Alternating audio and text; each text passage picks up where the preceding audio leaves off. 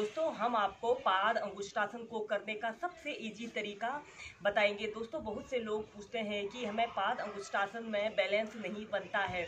दोस्तों यह संतुलन का एक बेस्ट अभ्यास है और इस अभ्यास को बच्चों ने, युवाओं ने नियमित 2 से 5 मिनट प्रैक्टिस करना चाहिए। इसे करने से हमारे पैरों में रक्त संचार बेहतर होता है और यह हमारे पैरों की मजबूती के साथ साथ हमारी एकाग्रता को बढ़ाने का सबसे बेस्ट एक्सरसाइज है। इसे करने के लिए आपने सबसे पहले ऐसे कागासन की पोजीशन पर ऐसे बैठ जाना है।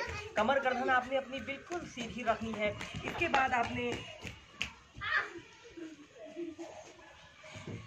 इस पाद अंगुष्ठासन को करने के लिए आपने सबसे पहले ऐसे कागासन की पोजीशन पर ऐसे बैठ जाना है। कमर गर्दन आपने अपनी बिल्कुल सीधी रखनी है। इसके बाद आपने अपने दोनों पंजों के बल ऐसे पंजों के बल अपने शरीर का बैलेंस ऐसे पंजों के बल ऐसे रखना है। दोस्तों अगर आप बिगनर हैं तो सबसे पहले आप ऐसे ही पाद अंगुष्ठासन की फर्स्ट वेरिएशन को ऐसे ही प्रैक्टिस करें। अपने शरीर का समस्त भार आपने अपने दोनों पैर के पंजों पर ऐसे रखना है।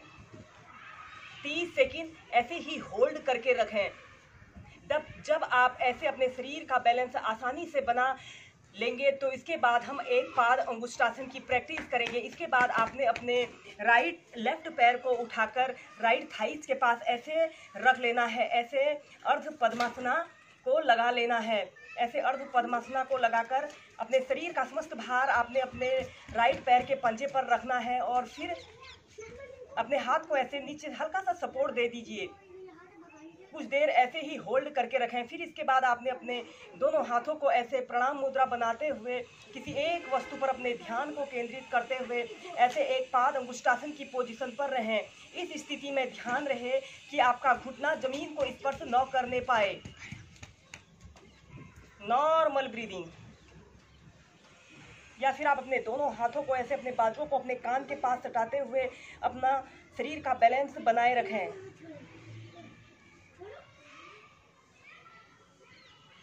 फिर धीरे धीरे ऐसे प्राइमरी स्टेज में आ जाते हैं।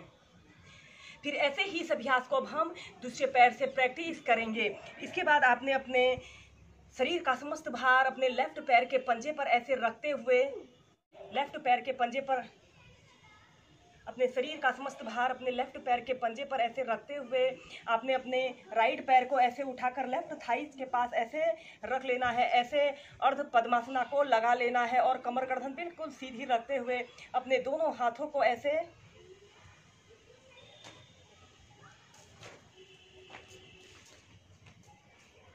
दोनों हाथों से ऐसे प्रणाम मुद्रा बना लेते हैं। 30 सेकंड ऐसे ही होल्ड करके रखते हैं। अपने दोनों हाथों को ऐसे ऊपर उठा लीजिए। Normal breathing.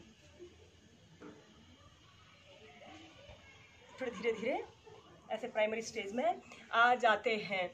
दोस्तों अगर आप बिगनर हैं तो इस अभ्यास को पहले आप ऐसे ही प्रैक्टिस कीजिए। दोनों पैरों से ऐसे अपने समस्त शरीर का भार आपने पहले अपने दोनों पैरों के पंजों पर ऐसे रखना है और ऐसे प्रणाम मुद्रा बना लेनी है। 1 हफ्ते ऐसे करने के बाद आप धीरे धीरे एक पाद अंगुष्ठासन की प्रैक्टिस कर सकते हैं। दोस्तों यह एकाग्रता का एक कठिन अभ्यास है, लेकिन इसे नियमित प्रैक्टिस करने से आप आसानी से बैलेंस बना सकते हैं और इस अभ्यास को करने से कंसंट्रेशन पावर तो बढ़ती ही है और चित्त की चंचलता को दूर करने के साथ साथ हमारे दिमाग और मन को शांत करने का यह सबसे बेस्ट एक्सरसाइज होती है।